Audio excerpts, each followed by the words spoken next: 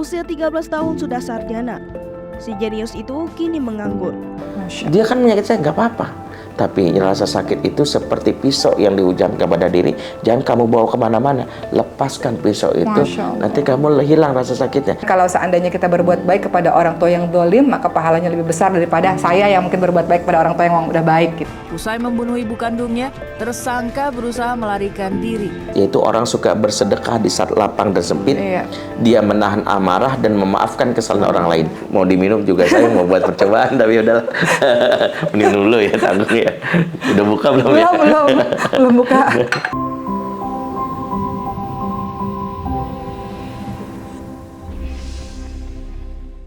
Kak, dia nggak pakai action, dia langsung aja. Iya. Jadi Ustadz Bendri, ini sebelum kita ngebahas satu kasus yang juga rame ya di pemberitaan, pengen cerita bahwa beberapa kali waktu itu ceramah mengenai bagaimana namanya ceramah ya, kita birrul walidain kan banyak ya pembahasan mengenai bagaimana kita bakti sama orang tua. Ternyata nggak disangka-sangka responnya adalah nggak semuanya oke dengan itu. Karena sebagian justru respon mereka adalah, respon teman-teman ini adalah tunggu dulu, jangan buru-buru ngomong birrul walidain, jangan buru-buru ngomong berbakti sama orang tua. Betul. Kami ini juga punya luka loh. Betul. Kami ini bisa begini, berperilaku seperti ini kepada orang tua karena kami dulu juga sakit. Betul. Ya mungkin kamu nggak pernah ngalamin itu gitu. Betul. Nah dari situ kemudian jadi ternyata banyak ya orang-orang yang mengalami apa sih bahasanya tuh inner child. Iya, inner child. Inner child kan ya. Yeah, punya masalah di masa lalunya yang gimana saya bisa bakti, gimana saya bisa berbuat baik. Saya aja penuh dengan luka yang susah sekali untuk dihapus. Betul. Nah, kita nggak bahas itu sebenarnya karena ada kasus ya, ada di pemberitaan, di berita-berita tuh viral banget yang beritanya adalah miris. Apa tuh judulnya tuh? Anak aniaya orang tua, dibantu dong Ustadz Bendri pakai kacamata nih. Hingga ibu kandung meninggal di Depok. Tuh. Jadi anak ini membunuh ibu kandungnya sendiri karena marah dan karena kesel, udah nggak tahan lagi, akhirnya kelepasan, akhirnya terbunuhlah ibunya ini. Kenapa itu bisa terjadi? Ini ngeri ya. Ini pengantarnya aja udah bikin merinding. Karena memang isu tentang parenting itu sering disalahgunakan. Jadi banyak anak muda sekarang semangat belajar parenting, bukan untuk mempersiapkan mereka jadi orang tua, lebih banyak mengevaluasi orang tua. Jadi kalau udah kajian parenting itu, aku udah benar didik belum gitu kali ya. Jadi yang justru yang muncul gini, habis kajian parenting nih, misalnya mas saya tiba-tiba bilang gini, berarti bapak gua ngaco nih. Iya. Ini mamah gua nih harusnya belajar, pantesan gua begini. Iya benar, wajar kalau kayak gini, kan dididik begitu. Jadi melakukan pembelaan dan pembenaran atas perilaku yang salah. Ini yang harus diluruskan. Makanya gini, beberapa dekade belakangan kan kita dengar istilah toxic parent. Iya, itu sering banget toxic parent. Nah, toxic parent itu ternyata kalau ditelusuri itu adalah label yang disematkan anak kepada orang tua, gitu. Yang itu akhirnya berujung kepada saling menyalahkan.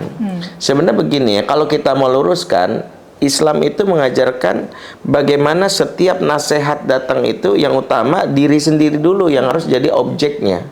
Sehingga ini yang mungkin seringkali disalahpahami dalam kaitannya dengan tema ini. Kita berempati kepada anak yang dalam hal ini dia mungkin merasa marah dari orang tua, sehingga harusnya orang tua juga mengevaluasi diri. Tapi tindakan melakukan pembunuhan dengan hal-hal yang terkait dengan kekerasan juga tidak benarkan. Makanya dalam Islam itu rumus birrul walidain itu bukan rumus balas jasa seperti versi barat. Bukan versinya gini, mama baik, aku baik. Mama jahat, buat apa gua baik? Bukan begitu. Rumus Islam adalah mama baik, aku baik. Katakanlah mama jahat, aku akan tetap baik. Loh kok begitu? Wa qadha rabbuka alla ta'budu illa iyyahu wa bil walidaini ihsana. Tuhanmu telah mewajibkan agar jangan menyembah kecuali Dia semata dan berbuat baiklah kepada kedua orang tua. Jadi dasar pertama adalah Tuhanmu telah mewajibkan. Jadi Allah yang mewajibkan. Jadi itu yang menjadi dasar kita. Berat banget. Aku tuh pernah dilukai sama mamaku. Mamaku cuek meninggalkan aku. Maka kita harus pahami, disitulah besarnya pahala dimiliki oleh kita yang membuat kita mendapatkan satu pintu surga yang disiapkan oleh Allah. Karena Nabi sendiri katakan, innal izamal jaza ma'a izamil bala. Sesungguhnya besarnya pahala tergantung besarnya kesulitan. Misalnya gini, saya pernah kasih ilustrasi gini, ada salah satu klien datang dia bercerita tentang ibunya yang cuek meninggalkan dia, dan sekarang setelah dewasa dalam tanda kutip numpang hidup sama Tiba-tiba dia, datang, dia gitu. tuh minta Sering banget gitu. dikasihani gitu. Terus dia bilang, saya harus gimana gitu. Saya bilang, kamu punya dua pilihan. Pilihan pertama, ada pintu surga yang terbuka lebar untukmu, atau kamu tutup pintu itu serapat-rapatnya dan kau mungkin akan kesulitan mencari pintu yang lain. Saya ingin katakan gini sama dia, saya berbuat baik sama ibu saya, bisa jadi pahalanya lebih kecil daripada kamu sama ibu kamu. Dari mana? Saya punya ibu yang baik banget dari kecil, yang menyayangi, lembut, peduli sampai sekarang pun, walaupun saya udah umur gini, kadang-kadang kalau pulang mak masih nyuapin. Jadi wajar gitu ya. kalau kita Wajar. juga pengen berbakti. Jadi ketika kita berbuat baik itu dasarnya wajar. Ya. Kayak misalnya Umauki berbaik wajar gitu. Wajar, ya. Nah, kamu beda. Mama kamu meninggalkan kamu, Abe sama kamu, cuek sama kamu. Kamu tetap berusaha berbuat baik, tetap berusaha tersenyum walaupun terluka. Disitulah besarnya pahala kamu dibandingkan saya. Saya nggak punya effort besar. Kamu punya effort besar. Maka lihatnya dari sisi itu. Nah, itu dulu kacamatanya. Karena kasus-kasus yang terkait dengan anak yang mengekspresikan amarah, kekecewaan, jangan melihatnya dari sisi yang kita hanya ingin membenarkan bagaimana kemarahan kita sama orang tua kita. Jangan. Tapi berusahalah supaya jangan itu terulang. Misalnya gini, ada anak bunuh karena bapaknya sama ibunya biasa kecewa. Berarti gue nggak boleh gitu. Nah, tapi ketika orang tua melihat ini, kasus misalnya yang dipaparkan oleh Uma tadi, jadi bahan evaluasi. Kok bisa ada anak yang tega membunuh anak ibunya? Jangan-jangan itu bisa jadi terjadi sama anak saya. Karena saya bisa jadi karakter saya mirip dengan ibu yang dibunuh tersebut. Karena saya pengen anak saya taat, tapi saya lupa Nabi SAW mengatakan dalam hadis riwayat Ibnu Hibban, rahimahullah waladan ana waladahu ala birhi. Allah merahmati orang tua yang menolong anaknya berbuat baik kepadanya. Jadi Rasulullah sendiri mengatakan, kalau kamu ingin membuat anakmu berbuat baik, tolong dia. Tolongnya adalah jangan sampai dia, artinya perasaan dia terluka, karena tidak mungkin dia bisa berbuat baik sama kamu kalau hati dia terhalang. Betul. Sehingga yang dimaksud dalam hadis Nabi ini adalah bantu dia untuk bisa menolongmu dengan untuk bisa berbuat kepadamu dengan cara apa? Dengan bersikap baik, berikan haknya. Sehingga ketika kita berikan haknya, ketika dia akhirnya berbuat baik, itu karena memang dia merasakan cinta. Karena gini, untuk bisa taat anak sama orang tua, itu ada dua jenis taat. Ada taat karena cinta, dan dua taat karena takut. Jadi kalau taat karena takut tuh bahaya. Ya misalnya dia menyimpan amarah dendam, dia kan diancam terus, ya taat. Tapi orang kalau taat karena takut, itu kan dia berpeluang satu menyimpan amarah. Setiap hari doain, ya Allah masukkanlah mama atau papa ke surga, ya kalau bisa secepatnya. Gitu. Didoain masuk surga. Masalah secepatnya kan gitu ya. Kan kita pengen, ya pilpres aja belum masuk, kita pengen ketahuan presiden kita siapa. Jadi poinnya di situ. Jadi dia pengen orang tuanya udahlah habisin aja lah, bisa jadi beban gitu. Nah itu apalagi kalau dia bisa mendam amarah. Yang terjadi gini, anak-anak yang punya amarah sama orang tuanya yang tahan, kalau kasus ini kan akumulasi dari amarah yang tidak terfasilitasi dengan baik. Tapi ada jenis amarah anak yang tidak sadar adalah dia melakukan apa yang disebut sindrom namanya verboten. Sindrom verboten adalah dia menjadi opposite atas keinginan orang tua. Asal jangan kayak bapak, asal jangan kayak mama. Misalnya papahnya minta gini, kamu, ini kasus di klien yang lain, dia bilang gini, saya tuh nikah itu pilihannya adalah asal jangan kayak pilihan bapak saya. Jadi kalau bapaknya bilang A, malah sengaja enggak, itu opposite. Dia selalu ingin melawan. Bapaknya pengen jadi ustadz, dia malah nggak pengen jadi ustadz. Karena tujuannya ingin menyakiti? Menyakiti. Cari, itu disebut namanya cara anak melakukan yang disebut pasif revenge. Pasif itu dendamnya itu diwujudkan dengan penolakan. Tapi kalau aktif agresif revenge atau dendam yang agresif ada benar-benar menyakiti. Dengan berkata-kata verbal gitu ya. Seperti kasus ini dia udah agresif karena kok udah menyerang. Tapi kalau pasif revenge itu misalnya adalah mamanya pengen banget jadi dokter, sengaja dia nggak mau jadi dokter, nilainya dijelek-jelekin, padahal dia mampu. Mamanya mamanya wanti-wanti, pokoknya kamu jangan nikah dari suku ini ya. Suku itu tuh mama nggak suka, malah sengaja nyari suku itu. Sampai kaget, kamu kan tahu mama nggak suka. Ya nggak tahu, aku sukanya itu. Jadi selalu jadi opposite. Kasusnya banyak. Misalnya bapaknya Ustadz sengaja mempermalukan diri, dia akhirnya jadi seorang model di YouTube yang pamer paha, pamer aurat. Ya, itu kasusnya ada. Itu pernah berapa kali diskusi sama saya, dan itu saya temukan dia lakukan itu dalam rangka dan mempermalukan orang tuanya. Jadi revenge-nya, dendamnya itu adalah dendam dengan ekspresi pasif. Nggak perlu menunjukkan ke orang tua bahwa papa jahat, gue lawan lo, sampai bacok seperti kasus ini. Tapi ya udah, ya dia bertahan. Seperti kasus. Tapi ada lagi loh Kak, maaf dipotong. Ada lagi loh satu kasus yang tiba-tiba keingetan, orang tua yang bener-bener nyuruh anaknya belajar terus, les terus. Akhirnya dia memang belajar, dia les. Ini kasusnya ada, dan ntar dia mau pasang ya editor ya. Dia belajar terus, akhirnya dia ngerasa dia patuh, dia belajar, dia pintar, akhirnya dia bunuh juga orang tuanya gitu. Karena dia ngerasa terbebani dengan belajar yang terus-menerus. Itu terjadi juga ya, jadi nggak mesti orang tuanya galak atau orang tuanya ninggalin. Jadi beban, jadi kan gini, tuntutan terlalu berlebihan, ya, no excuse yang kadang-kadang muncul yang disebut tiger parenting. Tiger parenting adalah pendidikan, maaf ya, ala Tionghoa yang menuntut anak sesuai dengan maunya orang tua, dengan pendekatan ancaman, ya, tidak dapat akses, ya, nggak mama kasih uang jajan dan sebagainya. Dan itu yang terjadi. Kasus yang nanti juga boleh ditampilkan itu adalah Zhang Xiang. Zhang Xiang itu anak yang dia 16 tahun sudah jadi PhD di itu Cina. Bagus apa enggak tuh? Nah, bukan bagus enggaknya, justru kasusnya adalah setelah dia 16 tahun PhD, dia memilih untuk tinggal di rumah, main game puas-puasin, dia nggak mau kerja, terus orang tuanya dipaksa ya untuk memenuhi kebutuhan dia.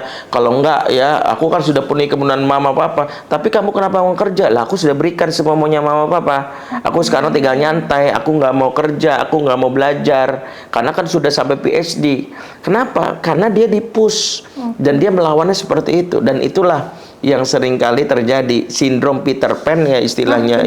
Banyak sindrom di sini ya. Saya baru dengar nama sindrom nih. Coba ya, ada lagi. Ada Peter Pan itu yang jiwa kekanak-kanakan dan di diri orang dewasa. Jiwa kekanak-kanakan dan di orang dewasa. Dan itu muncul ketika dia sudah dewasa. Yang sederhana itu kayak, maaf ya, Michael Jackson. Dia di umur-umur di mana dia bermain, orang tua memaksa dia untuk jadi star. Dan akhirnya dia melakukan itu, tapi apa yang terjadi? Dia menunjukkan kekanak-kanakannya ketika sukses. Satu, dia akhirnya membangun Disneyland khusus di rumahnya. Dua, dia mengekspresikan kecintaannya sama anak-anak sehingga dia diduga pedofilia. Dan paling fatal adalah dia menulis surat wasiat, jika dia nanti meninggal maka hartanya hanya untuk simpan kesayangannya. Bapak ibunya nggak dapat. Kenapa? Cara dia menunjukkan kemarahan. Aku dirampas masa kanak-kanakku. Jadi ada hal-hal yang kalau kita lihat dari sudut parenting, orang tua juga mendapatkan sebuah pelajaran dari setiap kasus. Anak juga belajar dari setiap kasus. Yang jadi masalah adalah anak mempelajarinya adalah menasihati orang tua mengatakan anak nggak ada perbaikan. Persis sama kayak suami istri loh. Suami istri itu kalau kajian pernikahan selalu kalau bab tentang taat sama suami nyatet, langsung di-share. Tapi ketika bab istri itu harus dimuliakan, dicintai, istri nyatet, suami istri. Salah. Bab tar suami, istri yang belajar. Dia harus belajar tentang hal itu. Kenapa? Karena nasihat itu sepahit apapun untuk kita mengupgrade diri. Sehingga kalau melihat kasus itu selalu melihat orang lain dong yang berubah, nggak ada perubahan. Betul. Aku pengen mamaku yang berubah. Mama tuh ikut kajiannya Ustadz Benri tuh. Jadi mama tuh harus memperbaiki diri. No. Mamamu tuh sudah punya porsinya. Kamulah yang harusnya perbaiki diri kamu dulu aja. Minimal kalau kau tidak bisa merubah nanti mamamu, papamu dengan pola asuh yang benar, kau jadi mama papa yang baik ketika kau sudah dewasa. Itu aja. Betul. Jadi karena sebentar lagi kita mau berbuka, kita mau siap-siap minum. Jadi tolong diberikan minumnya ya sambil menunggu minum datang, sambil mau nanya juga sama Ustadz Benri. Jadi gimana nih kalau anak-anak udah terlanjur punya luka masa kecil, Terus dia sebenarnya pengen banget sembuh, dia pengen banget bisa memaafkan, dia udah tahu oke, agama mengajarkan aku untuk memaafkan, mengajarkan aku untuk birrul walidain, mengajarkan aku untuk mulai duluan deh untuk berbakti pada orang tua yang tinggal menunggu sisa-sisa waktu ini, tapi nggak bisa hilang. Apa yang harus dilakukan pertama kali untuk bisa menyembuhkan luka itu? Oke, yang pertama adalah satu, dia menerima dulu apa yang terjadi sama dia sebagai takdir. Artinya nggak usah nolak. Menerima bahwa saya punya takdir musayyar, ayah dan bunda yang tak bisa saya pilih. Kalau saya mau, saya pengen punya ayah Nabi Muhammad, ibu saya Khadijah, selesai. Tapi saya lahir punya ayah yang maaf pemabuk, ibu yang kasar. Kita nggak punya pilih dan kita tidak dihisap atas itu. Terima dulu. Itu adalah hal yang terima. Yang kedua, melakukan terima takdir. Yang kedua, berusaha mengeluarkan freeze emotion, apa yang disebut katarsis. Setiap luka yang tersimpan dalam memori dan tidak sempat disalurkan, dia seperti nanah yang tidak pecah tapi menimbulkan sakit. Bisul yang terjadi Uma punya bisul, ketika dia dalam keadaan disenggol pasti langsung sakit. Bagaimana supaya bisul itu supaya reda? Harus dipecahkan. Pecahkan. Emosi sejatinya ada sesuatu yang harus dikeluarkan, apalagi emosi negatif. Makanya di antara tugas Nabi dalam surat Al-Baqarah 151 adalah melakukan tazkiyah sebelum mengajarkan. Kama arsalna fikum rasulan minkum yatlu alaikum ayatina wa yuzakkikum wa yuallimul kitabal hikmah wa yuallimukum ma lam takunu ta'lamun. Jadi Nabi punya tugas setelah membacakan ayat Allah dan merangkap melakukan yang namanya awareness. Yang kedua, melakukan tazkiyah. Jadi dibersihkan dulu jiwa. Yang mau nangis silakan nangis, yang mengeluarkan kemarahan silakan. Jadi kita memberikan ruang untuk orang itu mengeluarkan isi hatinya. Dan selama ini adalah dia tidak pernah mengeluarkan isi hatinya, langsung dapat guruyuran ayat sabar, taat, terima takdir. Nggak begitu. Makanya ada proses tazkiyah, dengarkan dulu. Pertama, caranya ada dua. Satu, dia menuliskan. Nulis itu jadi obat terapi. Writing terapi. Jadi dia boleh menuliskan. Itu disebut oleh Muhammad Khatib Al-Baghdadi sebagai salah satu solusi bahwa menulis itu diantaranya mencerahkan pikiran, menenangkan batin. Jadi kalau orang-orang nulis diary sehat? Iya, sehat, sangat sehat. Masya Allah. Nah, cuman salah satu yang harus perbaiki adalah kalau dia menulis makin merasa resah, bisa jadi dia terjadi infeksi jiwa. Jadi kan gini, sama seperti kita mengeluarkan nanah. Nanah itu kalau bukan profesional mengeluarkan jadi infeksi. Seperti juga kadang kita ingin ngeluarin sendiri, ya malah makin benci. Ada juga. Nah, makanya kalau kita ngerasa saya setelah nuliskan makin benci, itu nama infeksi jiwa. Berarti dia harus nulis dipandu profesional. Karena diantara yang nanti kita bantu adalah setelah dia menuliskan apa yang sebenarnya terjadi, dia harus mengungkapkannya secara verbal. Secara verbal. Kenapa? Karena diantaranya bisa jadi ada orang yang lebih tenang mengeluarkannya secara verbal. Itu nanti ada dialog imajiner, namanya empty chair. Kalau ada beberapa psikolog bisa tahu itu. Dia berbicara seolah-olah dengan ayahnya untuk mengungkapkan perasaannya. Makanya kenapa? Di antara yang dilakukan oleh Nabi Yusuf atas lukanya yang peroleh di masa kecilnya ketika dia pernah dibully oleh kakaknya sampai dibuang, dia lakukan kalimat kepada kakaknya secara verbal.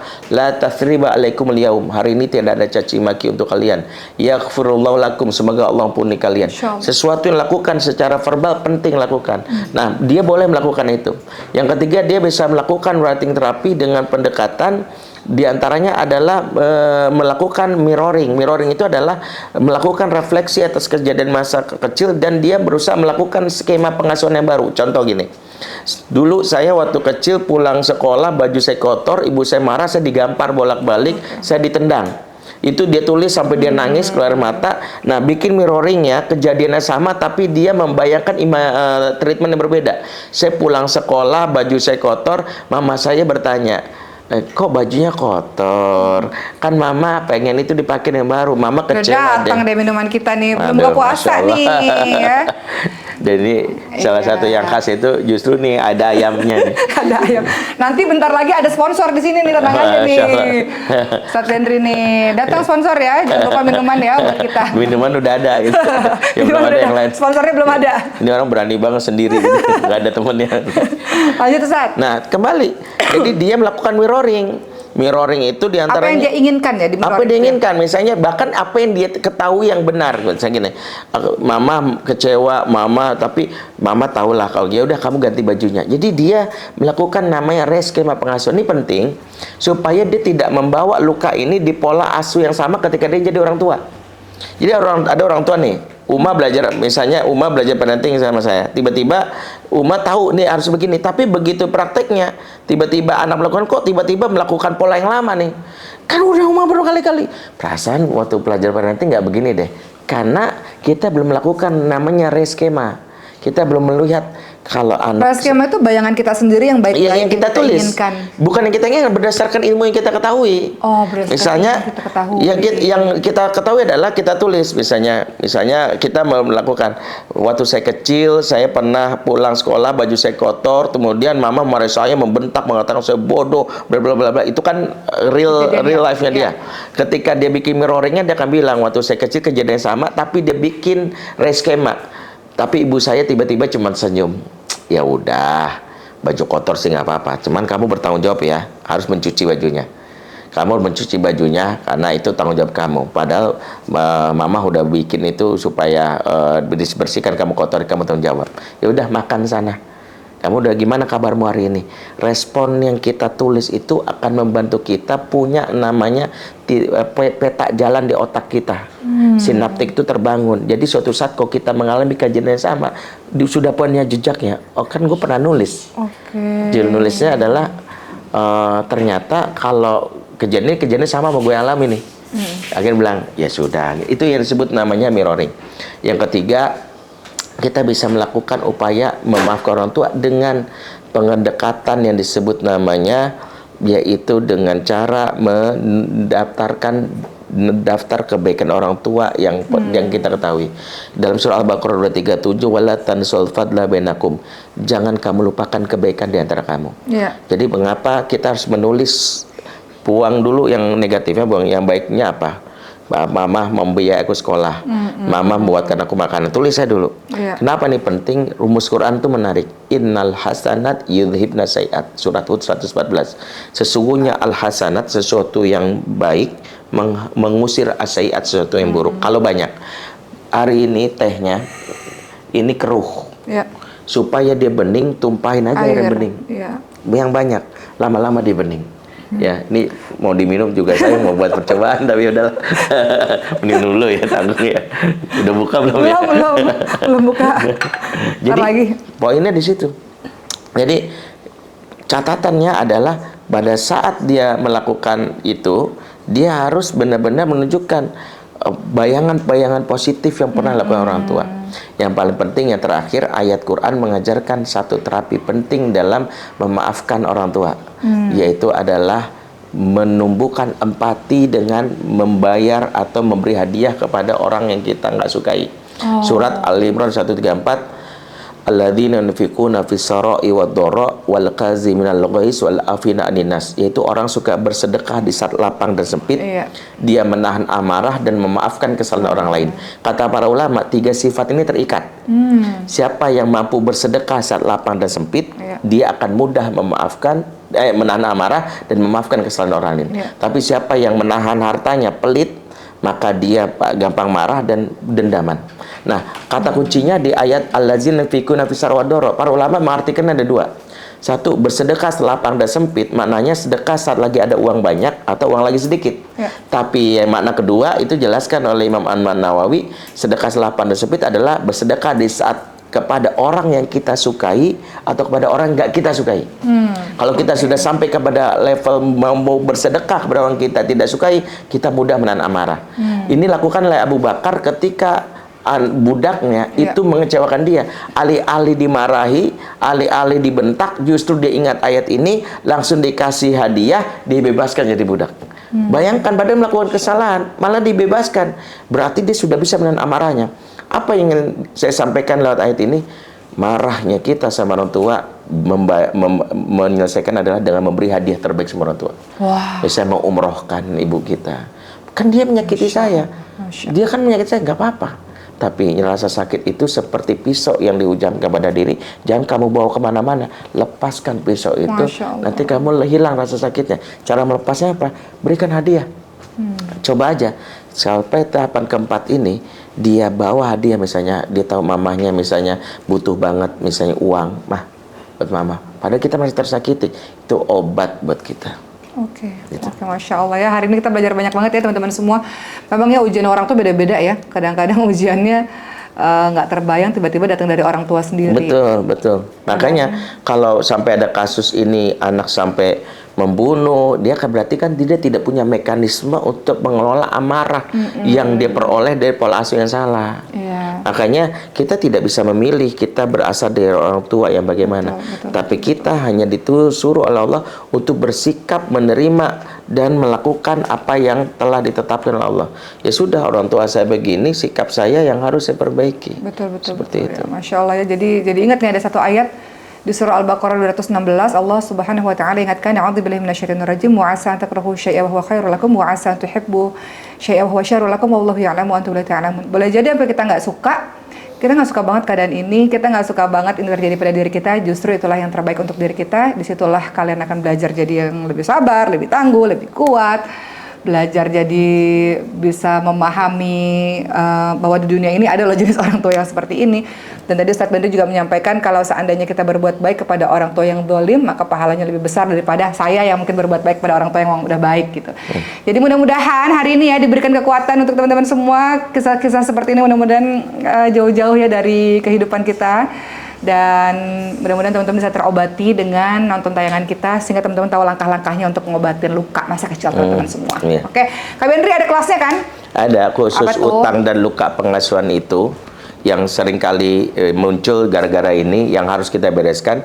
Itu ada di e-course-nya, namanya membayar utang dan membasuh luka pengasuhan. Ini kelas untuk membantu satu bagi kita yang punya trauma dengan pola asuh masa lalu, gimana caranya saya bisa membereskan utang dan luka saya dari bapak ibu saya yang mungkin saja sudah tiada. Yang kedua adalah utang dan luka pengasuhan pasangan. Ya Allah, saya punya pasangan gini amat gitu ya. Nah, itu dibereskan kelasnya. Kedua, utang dan luka pengasuhan kepada anak kita yang sudah tumbuh remaja. Kok anak saya begini ya, dan saya baru sadar saya punya isu ini. Maka ikuti kelas ini, karena selain dapat insight materi secara spiritual, ada juga psikolog yang membantu terapi-terapi ringan yang dirasakan ketika kita mengalami ini. Nah, nanti kita bisa lihat di deskripsi di YouTube-nya untuk bisa diklik linknya. Oke, thank you ya udah nonton video ini. Nanti kita buat video-video lagi. Teman-teman komen aja di bawah, teman-teman mau ngebahas tentang apa. Kalau teman-teman punya case-case yang mau dibahas, karena kita punya Ustadz Bandri, punya psikolog juga, Mbak Vera Uli, dan juga teman-teman lainnya yang pakar di bidangnya masing-masing. Oke? Kan udah azan, jadi kita buka puasa dulu dong. Kita buka puasa dulu. Bismillahirrahmanirrahim ya Allah. Bismillah.